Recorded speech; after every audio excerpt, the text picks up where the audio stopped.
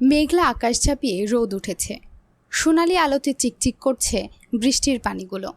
রুদ্রময় বেলা তখন 11টা। রোদের তৎপরতায় বুঝার উপায় নেই যে কিছু মুহূর্ত আগে ভুবন কাঁপিয়ে বৃষ্টি পড়েছে। চারপাশে ঝলমলে আলো দ্রুতি ছড়াচ্ছে। মধ্যরাতের অমাবস্যার ন্যায় আধার নেমে এসেছে শান্তি সুধা নিকেতনে। সবিতা বেগম ইবরাতকে বুকের সাথে মিশিয়ে রেখেছেন।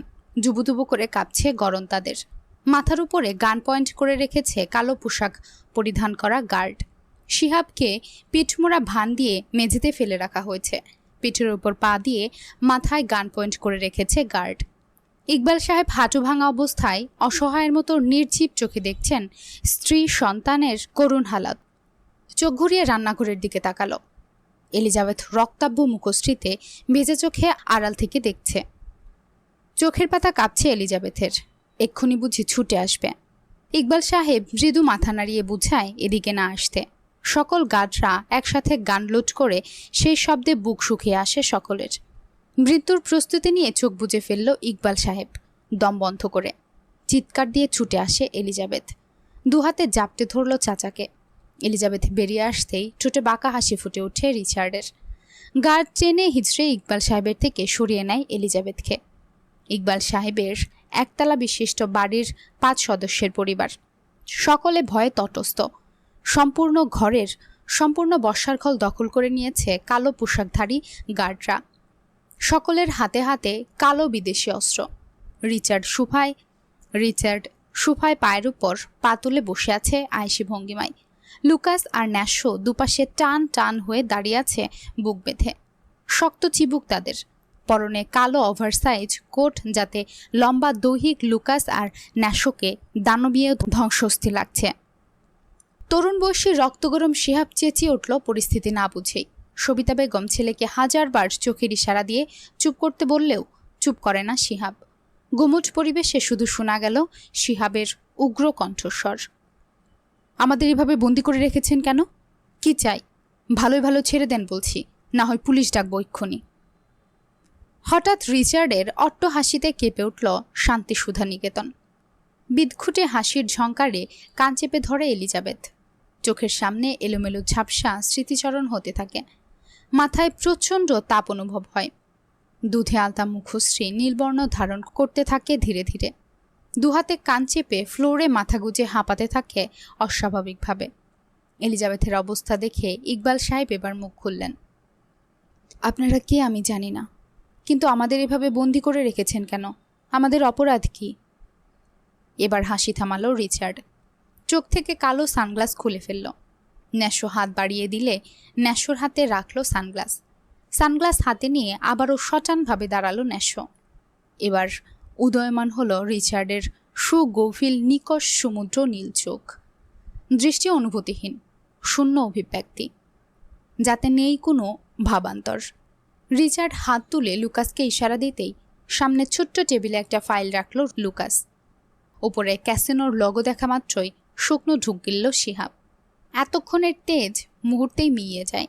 তা দেখে ঠোঁটে বাঁকা হাসল রিচার্ড। টাকা চাই, টাকা। কিসের টাকা? ইকবাল সাহেবের কথায় রিচার্ড কোনো প্রত্যুত্তর করল না। ভাবে সোফায় গা এলিয়ে দেয়। গার্ড শিহাবের পিঠে পা দিয়ে আরও জোরে চেপে ধরলে ব্যথায় কুকিয়ে উঠে শিহাব। সুবিধা বেগম আদরের ছেলের এই অবস্থা দেখে হাউমাউ করে কাঁদতে থাকে। আমার ছেলেকে ছেড়ে দিন, কি ক্ষতি করেছি আমরা আপনাদের? কোনরূপ প্রত্যুত্তরের বিপরীতে শিহাবের পিঠে শুধু চাপ বাড়তেই থাকে। শিহাব এবার খুব ভালো করেই বুঝতে পারছে ওর মুখ থেকে সত্যিটা বের করতে চাইছে রিচার্ড। অগত্যা এবার মুখ খুলল শিহাব। বিস্ময়কর চোখে তাকিয়ে বলল, রয়্যাল ক্যাসিনো আপনার? এবারও ঠোঁট বাঁকিয়ে মৃদু হাসল রিচার্ড। হাসিটা বরাবরের মতোই দেখা দিল না দন্তপাতে। সোজা হয়ে 2 হাঁটুর উপর কনুয়ে ভর দিয়ে বসল রিচার্ড। দৃষ্টি সরাসরি নিক্ষেপ করল শিহাবের ভয়াতুর চোখে। তীক্ষ্ণ চেহারায় নীল চোখের সেই চিরাচরিত চাহনি তীরের ফলার মতো বিঁধল শিহাবের বুকে। রিচার্ডের তামুখের মধ্যে টান টান অগ্রভাবের অপভ্রাংশে কুনাকুনি কাটা দাগ ধারালো ছুরির মতো চকচক করছে। মাথা নিচু করে ফেলল শিহাব। ইকবাল সাহেব অবিশ্বাস্য নজরে তাকালো ছেলের পানে। তোর ক্যাসিনোতে যাওয়া আসা ছিল? ছেলের নীরবতা দেখে আরও গর্জে উঠল ইকবাল সাহেব। স্ত্রীর দিকে তাকিয়ে শক্ত গলায় চেঁচালো, এই মানুষ করেছ ছেলেকে? লাই দিয়ে দিয়ে তো মাথায় তুলে ফেলেছিলে, নিজের হাতে নষ্ট করেছ ছেলেটাকে। আমার সম্মানের শিক্ষকতার পেশায় টাকা দিয়ে জুয়া খেলতো তোমার ছেলে। একে আমার ছেলে ভাবতেও ঘৃণা হচ্ছে। এখানে কোনো ফ্যামিলি ড্রামা দেখতে আসিনি। রিচার্ডের কথায় গার্ড ড্রাইভার সকলের মাথার সাথে চেপে ধরল কান। ইবরাত মাকে জড়িয়ে ধরে ফুপিয়ে ফুপিয়ে কাঁদছে। ইকবাল সাহেব ঘৃণিত চোখে ছেলের দিকে চেয়ে নজর ফিরিয়ে নেয়। চোখে ফুটে উঠেছে অসহায়ত্ব এক পিতার। ঘুরে তাকালো মেঝেতে লুটিয়ে থাকা এলিজাবেথের দিকে। এলিজাবেথের লাল ঘন কেশ ফ্লোরে বিছিয়ে আছে, যার ফলে অবয়ব দেখা যাচ্ছে না। গার্ডরা অদ্ভুতভাবে চেয়ে আছে এলিজাবেথের দিকে। হঠাৎ রিচার্ড কোমরে গুজে রাখা শর্টগান বের করে সামনে ক্যাবিনেটের উপরে সাজিয়ে রাখা সিরামিকের ফুলদানিতে শুট করল। টুকরো টুকরো হয়ে ভেঙে পড়ল মেঝেতে। কেঁপে উঠে সকলে আতঙ্কে। গার্ডরা দৃষ্টি সরিয়ে নতদৃষ্টি নিবিষ্ট করে তৎক্ষণাৎ। গোমট পরিবেশে সুবিতা বেগম আর ইবরাতের কান্নায় গরম হয়ে উঠল। শিহাবের নাক দিয়ে রক্ত বের হচ্ছে পিঠে অধিক চাপ প্রয়োগের ফলে। স্মৃতিচরণ করতে থাকে পুরনো দিনের। স্বভাবগতভাবে ছোট্ট থেকে শিহাব খুবই দর্শী আর বদ। সকল রকমের নেশার সাথে জড়িয়ে গিয়েছিল এই 22 বছর বয়সে। সবিতা বেগম একদম ছেলের নিউটা। শত অন্যায় করলেও কখনো কোনো শাসন করেনি, বরঞ্চ ইকবাল সাহেব করতে চাইলে ওনার সাথে ঝগড়া বিবাদ করত। ছেলে ক থেকে খ বোঝালে সেটাই মেনে নিয়ে চুপ থাকত। নেশার পাশাপাশি একটা সময় জুয়া খেলায় জড়িত হয়ে যায় শিহাব। প্রথম প্রথম লোভ দেখে ধীরে ধীরে লোভে পড়ে টাকা অসংখ্য বাড়াতে থাকে।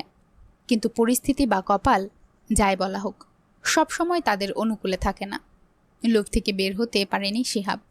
এমন করতে করতে একসময় অনেক টাকা ঋণ হয়ে যায় ক্যাসিনোর ম্যানেজারের কাছে। 3 মাস যাবৎ শুধু সময় চেয়ে আসছে পরিশোধ করে দিবে বলে। তখনও জানত না ক্যাসিনোর মালিক কে, কিন্তু এমনটা হবে তা কল্পনাও করেনি শিহাব। এদের নীরবতায় এবার বিরক্ত হয় রিচার্ড। বেশি কথা বলা এবং সময় ব্যয় করা দুটো জিনিসে খুব স্ট্রিক্ট রিচার্ড। হিংস্রতার টানাপোড়েনে ধামাচাপা পড়ে যাওয়া অমানবিক মস্তিষ্কে এসব কান্নার ন্যাকা কান্না ছাড়া কিছুই মনে হয় না। রাগে কপালের পাশের রগগুলো ফুলে ফেপে উঠেছে। হিংস্র প্রাণীর মতো গর্জে উঠল রিচার্ড। আর একটা সাউন্ড হলে এক্ষুনি মাটি চাপা দিয়ে দিব সবগুলোকে। সবিতা বেগম 2 হাতে মুখ চেপে ধরল মেয়ের। নিজেও দাঁতে দাঁত চেপে যথাসম্ভব চেষ্টা করছে কান্না আটকানোর। ইকবাল সাহেব তপ্ত শ্বাস ফেলে কোনো রকম ভনিতা ছাড়াই বলল, কত টাকা? 25 লাখ। রিচার্ড নিরুদ্বেগ ভাব নিয়ে বলল। চোখ কপালে উঠে যাওয়ার উপক্রম হলো ইকবাল সাহেবের। ভয়ার্ত মুখে তাকায় ছেলের দিকে। লজ্জায় মাথা তুলে না শিহাব। সবিতা বেগম কান্না মিশ্রিত গলায় ছেলেকে বলল, বাপ, এটা তুই কি করলি? এত টাকা কোথায় পাবো আমরা? হয় টাকা, নয় জীবন। You have just 2 option. Sabita Begum এবার ছুটে গিয়ে রিচার্ডের পায়ে পড়ল। অঝরে কাঁদতে থাকে। মাথায় রক্ত উঠে যায় রিচার্ডের। তীব্র ঘৃণায় চোখের নীলমণির পাশের সাদা অংশ অগ্নিকণ্ঠের লাল লাভার ন্যায় রূপ ধারণ করে। লুকাস আর ন্যাশোর মতো হিংস্র স্বভাবের দুজনও ঘাবড়ে যায় এটা দেখে। লুকাস চটজল দিয়ে টেনে রিচার্ডের পা থেকে সরিয়ে আনে সবিতা বেগমকে। মহিলার আকুতি মিনতি করেই থাকে রিচার্ডের দিকে তাকিয়ে। আমার ছেলেকে ছেড়ে দাও, তোমার পায়ে ধরি বাবা। একটা মাত্র ছেলে আমার। আমার ছেলের কিছু হয়ে গেলে কি নিয়ে বাঁচবো আমরা? ছোট মানুষ, ভুল করে ফেলেছে। কিছুদিন সময় দাও আমাদের, আমরা সব টাকা পরিশোধ করে দিব। সবিতা বেগমের প্রতিটা কথায় রিচার্ডের রাগ তীর করে বাড়তে থাকে। হিংস্র জানোয়ারের মতো চোখ বুজে অযথায় সিলিংয়ের গুলি করতে থাকে অনবরত। আশেপাশে গাছপালায় অবস্থানরত সব পাখিরা উড়ে গেল গুলির বিকট শব্দে। এবার শোনা যায় এলিজাবেথের হুড়হুড় করে কান্নার আওয়াজ। কান্নার তালে তালে শরীর কাঁপছে। এলিজাবেথের কান্নার শব্দে নিজের চুল টেনে ধরে ফুঁসতে থাকে রিচার্ড। গার্ডরা মাথা নত করে দাঁড়িয়ে আছে তখনও। আকস্মিক চেহারার রং পাল্টে গেল রিচার্ডের। হিংস্রতার ছাপ মুছে গিয়ে ঠোঁটের কোণে ফুটে উঠে 85 কাত্তার শয়তানি হাসি।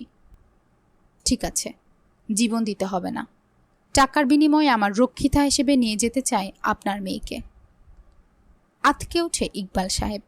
গার্ডকে ধাক্কা দিয়ে সরিয়ে ছুটে গিয়ে জাপটে ধরে ইবরাতকে। ইবরাত তখনও ধ্যানের মধ্যেই ছিল। আদৌতেও কোনো কথা তার কানের মধ্যে গিয়েছে কিনা তা নিয়ে সন্দেহ। মনোমুগ্ধকর একগুঁয়ে দৃষ্টিতে তাকিয়ে আছে ন্যাশ্বর শক্ত তামুকে। বোনের প্রসঙ্গ উঠতেই আবারও গর্জে উঠল শিহাব। চেঁচাতে থাকল, আমার বোনের গায়ে একটা কেউ হাত দিলে কুত্তা দিয়ে খাওয়াবো আমি। রিচার্ডের ঠোঁটের কোণে তখনও বাঁকা হাসি। খানিকটা ঝুঁকল শিহাবের দিকে, হেসে সরু গলায় বলল, আর ইউ শিওর? অতঃকৃত আক্রমণে মাটিতে আবার লুটিয়ে পড়ল শিহাব। পা থেকে গড় গড় করে বের হচ্ছে রক্ত। সবিতা বেগম জান প্রাণ দিয়ে চেষ্টা করছে ছুটে ছেলের কাছে যাওয়ার জন্য।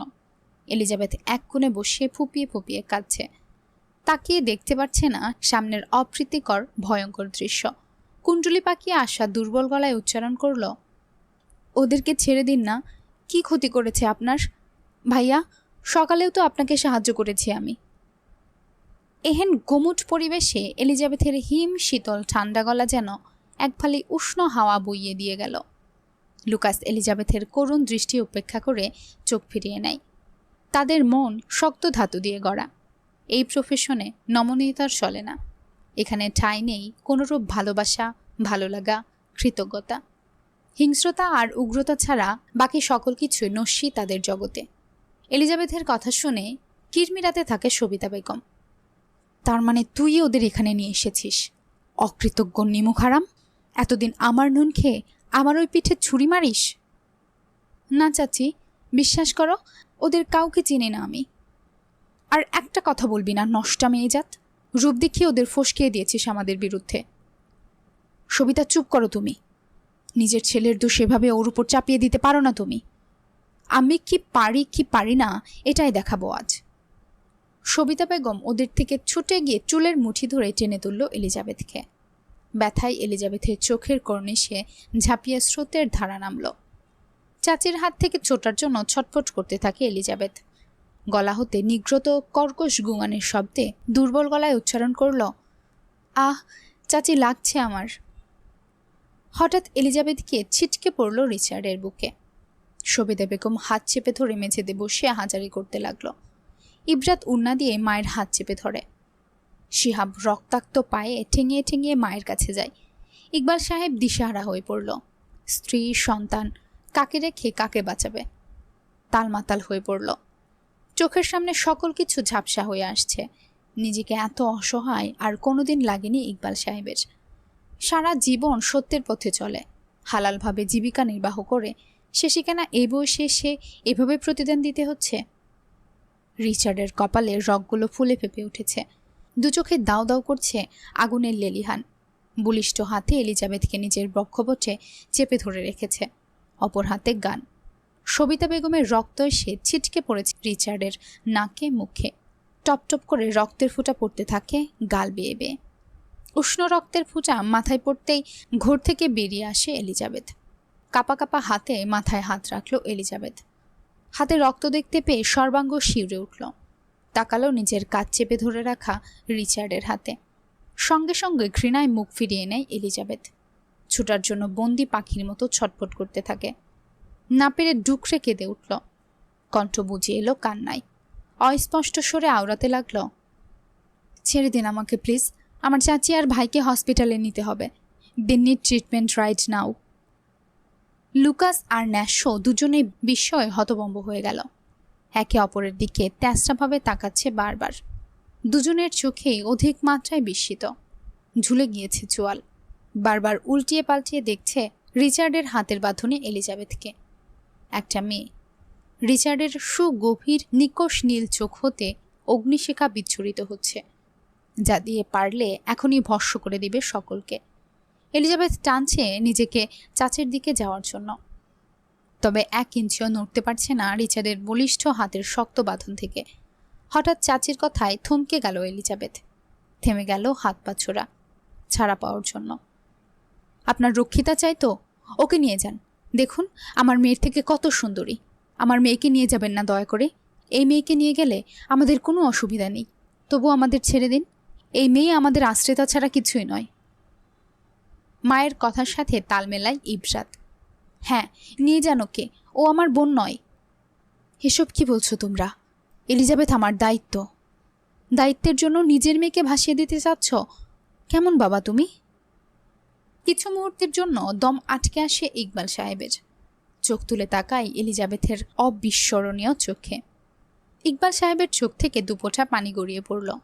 এলিজাবেথের মস্তিষ্ক, নিউরন, শ্রবণ ইন্দ্রিয়া ঝাঁঝরা করে দিচ্ছে চাচি আর বোনের বলা কথাগুলো। এতটা কঠোরতা হয়তো আশা করেনি তাদের কাছ থেকে।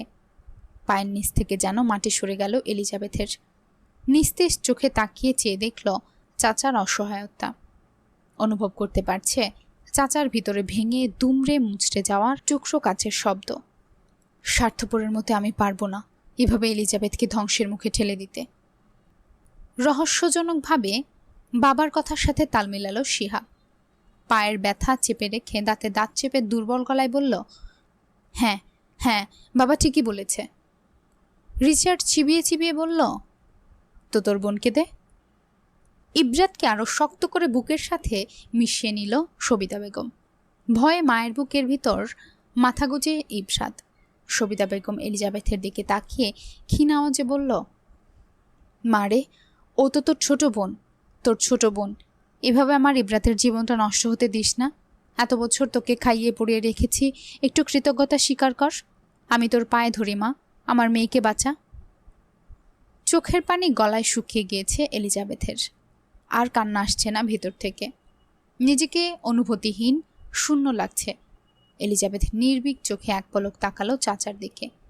ইকবাল সাহেব দুপাশে মাথা নেড়ে এলিজাবেথকে না করছে। ফিচেল হাসলো এলিজাবেথ। পরপর তাকালো চাচির দিকে, তাকালো ভয়ে গুটিয়ে যাওয়া ইবরাতের দিকে। দেখলো চাচি কিভাবে আশা নিয়ে চেয়ে আছে এলিজাবেথের দিকে। চোখ বলে দিচ্ছে, এলিজাবেথ রাজি হয়ে যা, আমার মেয়ের জীবন বাঁচিয়ে দে। তুই তো আরো 8 বছর আগেই মরে গেছিস, এবার একেবারেই মরে যা। আমি রাজি। রক্ষিতা মানে কি আদ্য জানে এলিজাবেথ? নাকি শুধু রাজি হয়ে কৃতজ্ঞতা প্রকাশ করলো চাচির কাছে, এত বছর খাইয়ে পড়িয়ে রাখার জন্য, যেটা চাচির ভাষায় কৃতজ্ঞতা প্রকাশ করা। রিচার্ডের চৌড়া তমুকে ফুটে উঠল বিজয়ের নিঃশংস হাসি। একজন গার্ডের দিকে তাকিয়ে ঘাড় বাঁকিয়ে কিছু ইশারা করলে গার্ড একটা ফাইল এনে রাখলো টেবিলের উপর। রিচার্ড কোট থেকে কলম বের করে এগিয়ে দিল এলিজাবেথের দিকে। এলিজাবেথ তখনও পর্যন্ত দেখেনি তার মালিককে, যে তাকে 25 লাখ টাকার বিনিময়ে কিনে নিল রক্ষিতা হিসেবে। আজ থেকে কেনা গুলাম হয়ে গেল এলিজাবেথ, চাকরানি থেকে দাসী। ফাইলে কি লেখা তা না দেখে এলিজাবেথ কলম হাতে নেয়।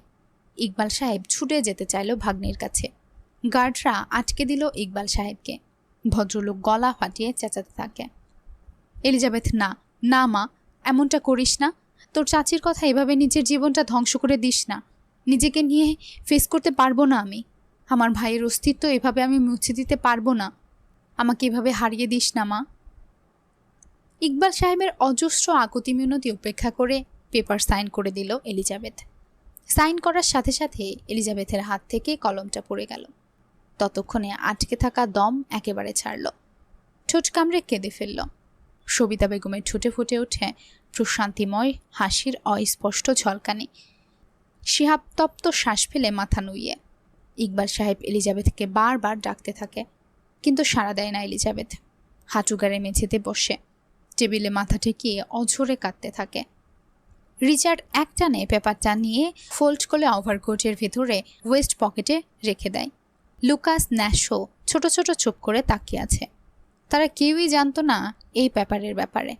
পরবর্তীতে রিচার্ডের কথা শুনে তাদের কপালের ভাঁজ বিলীন হয়ে স্বাভাবিক হলো দুজনেরই। 25 লাখ টাকার বিনিময়ে কিনে নিলাম এই মেয়েকে আমার সারা জীবনের রক্ষিতা হিসেবে। ডিল ডান, হিসাব ক্লিয়ার বলে একটানে এলিজাবেথকে পুরুষালে রুক্ষ টান টান কাঁধে তুলে নিল। আর এক মুহূর্তও দেরি না করে গমগমে পায়ে বেরিয়ে গেল তৎক্ষণাৎ। লুকাসের চোখ কটর থেকে বেরিয়ে আসবে এবার। ন্যাশো খুবই গম্ভীর লোক, খুব সহজেই কোনো কিছু তাকে বিচলিত করে না। রিচার্ডের পিছু পিছু গেল তারা। ইকবাল সাহেব গলা ফাটিয়ে চেঁচাতে থাকে পেছন থেকে। গার্ডের কাছ থেকে ছোটার জন্য আপ্রাণ চেষ্টা করতে থাকলো। এলিজাবেথের দৃষ্টি সীমানার বাইরে চলে যেতেই ব্যর্থ পিতার ন্যায় নিচে বসে ডুকরে কেঁদে উঠল ইকবাল সাহেব। গাড়ি চলছে হাইওয়ে ধরে, উদ্দেশ্য রিচার্ডের বাগানবাড়ি। প্রতি বছর একবার দেশে আসে রিচার্ড, আর তখন এই বাগানবাড়িতে ওঠে। এলিজাবেথ কাঠের পুতুলের মতো জড়সড় হয়ে বসে আছে, এক দৃষ্টিতে বাইরে তাকিয়ে আছে। সেকেন্ডের ব্যবধানে ওদের গাড়ি এড়িয়ে চলেছে একের পর এক গাড়িগুলোকে ছাড়িয়ে। বাইরে তাকিয়ে থাকলেও কিছুরই দৃষ্টির অগোচর হচ্ছে না এলিজাবেথের। জীবনের কঠিন হিসাব মেলাতে ব্যস্ত সে। আজ থেকে কারোর রক্ষিতা সে। নতুন জীবন, নতুন সূচনা, যে জীবনের জন্য এক কাপড়ে বেরিয়ে এসেছে সে। আচ্ছা, কেমনভাবে গ্রহণ করবে এলিজাবেথ সে জীবনটাকে? বা সে জীবন কিভাবে ওয়েলকাম জানাবে তাকে নতুন জীবনের সূচনায়? এলিজাবেথ কি আদৌ বুঝতে পারছে রক্ষিতা শব্দের মানে কি? না এখনও ঘোরের মধ্যেই পড়ে আছে।